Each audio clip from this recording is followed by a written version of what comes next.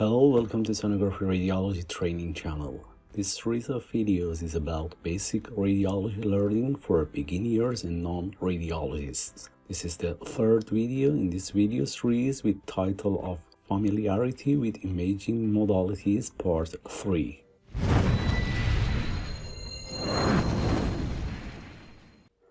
These items were explained in video part 1. In video part 2, familiarity with ultrasound and MRI were explained. Now, in this video part 3, I will explain familiarity with two other imaging modalities, include fluoroscopy and nuclear medicine. The first one is fluoroscopy. Fluoroscopy, or fluoro, is a modality that uses ionizing radiation or X-rays in performing real-time visualization of the body in a way that allows for evaluation of motion of body parts, as we can see in this chest X-ray fluoroscopic study, diaphragmatic motion, real-time positioning changes of bones and joints, and the location and path of externally administered barium or iodine contrast agents through the gastrointestinal and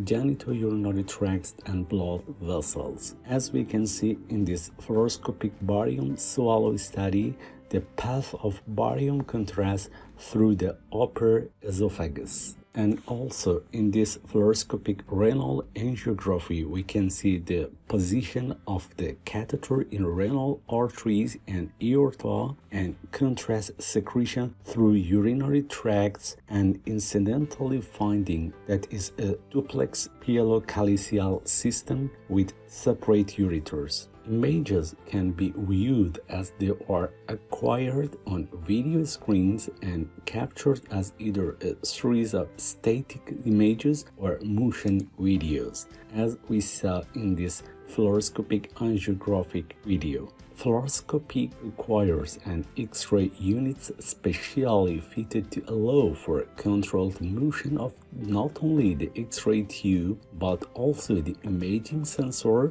and the patient the best projection to demonstrate the body part being studied. For this to be done, fluoroscopic tables are made tiled and the fluoroscopic tube is able to move freely back and forth to image the patient. Instantaneous snapshots during the procedure are called spot films, and they are combined with other images obtained by an overhead X-ray machine in multiple projections during the performance of barium studies for whatever part of the GI tract is being studied, depending on the nature of the abnormality and the mobility of the patient. In interventional radiology, iodinated contrast is selectively injected into blood vessels, tubes, or other ducts that can be fluoroscopically imaged to demonstrate normal anatomy, pathology, or the position of catheters or other devices. As we can see in this fluoroscopic selective angiography, the catheter in the hepatic artery and also hepatic arteries after contrast injection. Fluoroscopy units can be made mobile, although they are still relatively large and heavy. They carry the same warnings of exposure to radiation as any modality with ionizing radiation. Radiation doses in fluoroscopy can be substantially higher than in conventional radiography because the equivalent of many static images is acquired for every minute of fluoroscopy time. Therefore, the dose is reduced by the shortest possible fluoroscopic time being used to obtain diagnostic images. Now, familiarity with other imaging modality famous as nuclear medicine.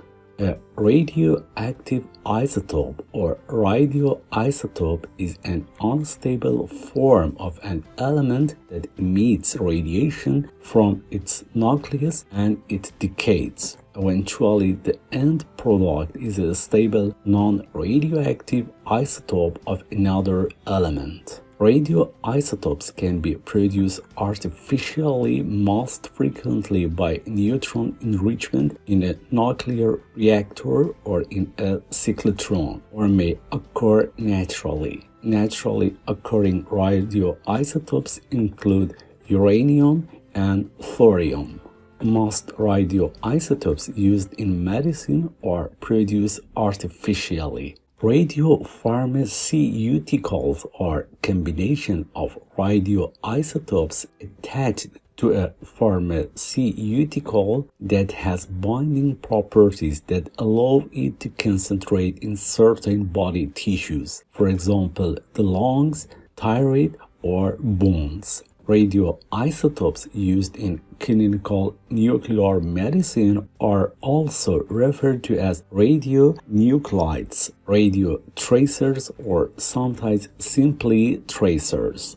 Various body organs have a specific affinity for or absorption of different biologically active chemicals. For example, the thyroid takes up iodine, the brain utilizes glucose, bones utilize phosphates, and particles of certain size can be trapped in the lung capillaries. After the radiopharmaceutical is carried to a tissue or organ in the body, usually via the bloodstream, its radioactive emissions allow it to be measured and imaged with a detection device called gamma camera. Single photon emission computed tomography, famous as SPECT imaging, is a nuclear medicine study that is performed with a gamma camera to acquire many 2D images from multiple angles, which are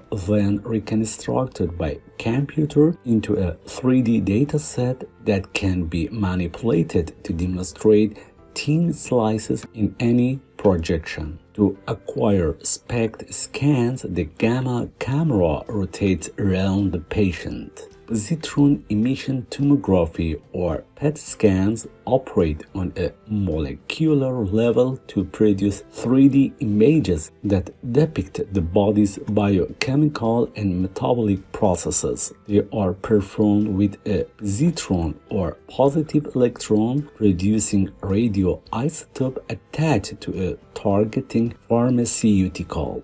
The most commonly used target molecule in PET scanning is an analog of glucose called fluorodeoxyglucose, which is famous as FDG PET scanning. PET scanning is most often used in the diagnosis and treatment follow-up of cancer. It's frequently used to locate hidden metastasis from a known tumor or to detect recurrence. As we can see in this PET CT scanning, the hidden metastatic mediastinal lymph node. Oncologic PET scans make up about 90% of the clinical use of PET. Some tumors take up more of the radio tracer than others and are referred to as FTG-await tumors. Since the radiopharmaceutical resides within the patient in these types of studies, the patient can briefly be the source of radiation exposure to others, for example, technologists with nuclear medicine studies.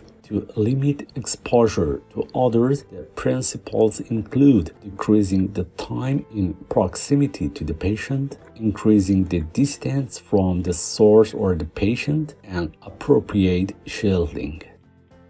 Compared with CT and fluoroscopy examinations, nuclear medicine studies in general produce less patient exposure to radiation. The types of scans that deliver the highest dose relative to other nuclear scans are cardiac studies and PET examinations. Now, please pay attention to these final teaching points. Fluoroscopy uses ionizing radiation to produce real-time visualization of the body that allows for evaluation of motion, positioning, and the visualization of barium or iodine contrast agents moving through the GI and genitourinary tracts and also blood vessels. Nuclear medicine uses radioisotopes that have been given the property to target different organs of the body to evaluate the physiology and anatomy of these organs. Unlike other modalities that use ionizing radiation, the patient can briefly be the source of radiation exposure in nuclear medicine studies. Now, I suggest two others of my videos that are close to this video in terms of matter. Thank you for your attention.